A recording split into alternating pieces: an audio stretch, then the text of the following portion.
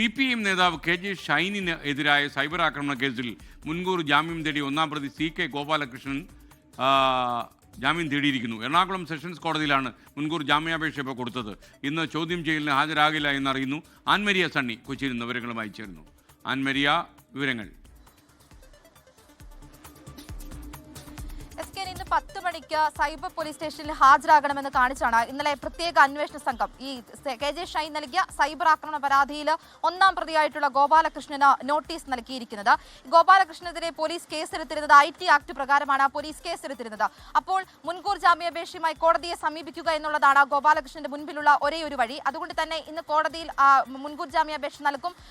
അന്വേഷണത്തോട് ഇന്ന് എത്തുകയില്ല. അതായത് ഇവരുടെ മൊഴി രേഖപ്പെടുത്തുന്നതിന് വേണ്ടിയിട്ട് ഇന്ന് സൈബർ പോലീസ് സ്റ്റേഷനിൽ ചോദ്യം ചെയ്യാൻ ഹാജരാകില്ല എന്നുള്ള മുൻകൂട്ടി പ്രത്യേക അന്വേഷണ സംഘം കണ്ടിരുന്നു. അതുമായി ബന്ധപ്പെട്ട സൂചനകളും അവർ നമുക്ക് നൽകിയിട്ടുണ്ട്. നമ്മളും പറഞ്ഞിരുന്നതാണ് മുൻകൂർ ജാമ്യാപേക്ഷയുമായി കോടതിയെ സമീപിക്കാനാണ് സാധ്യത ഏറെ എന്നുള്ളത്. അതാണ് ഇപ്പോൾ സംഭവിച്ചിരിക്കുന്നത്. കേസിൽ ഒന്നാം പ്രതിയായിട്ടുള്ള ഗോപാലകൃഷ്ണനാണ് മുൻകൂർ ജാമ്യാപേക്ഷയുമായി കോടതിയെ സമീപിച്ചിരിക്കുന്നത്. എറണാകുളം സെഷൻസ് കോടതിയിലാണ് മുൻകൂർ ജാമ്യാപേക്ഷ ഫയൽ ചെയ്തിരിക്കുന്നത്. IT ആക്ട് പ്രകാരം കേസെടുത്തിരിക്കുന്നത് കൊണ്ട് തന്നെ മുൻകൂർ ജാമ്യാപേക്ഷയുമായി കോടതിയെ സമീപിക്കുക എന്നുള്ളതാണ് ഗോപാലകൃഷ്ണന്റെ മറ്റൊരു വഴി.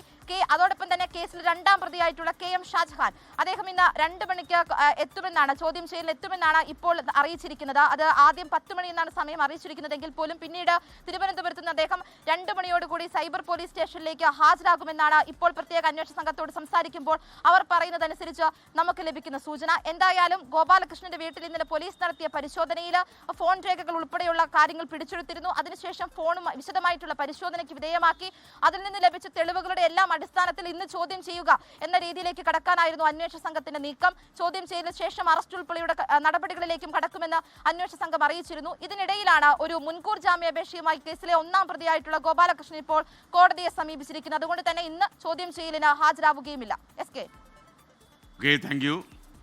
ലോകത്തെവിടെയായാലും ഏത് സമയത്തും 24 വാർത്തകളും ഓഗ്മെന്റഡ് റിയാലിറ്റി പാക്കേജുകളും എക്സ്പ്ലെയിനറുകളും വിശദമായി കാണാൻ ഞങ്ങളുടെ YouTube ചാനൽ നിങ്ങൾക്ക് സബ്സ്ക്രൈബ് ചെയ്യാം.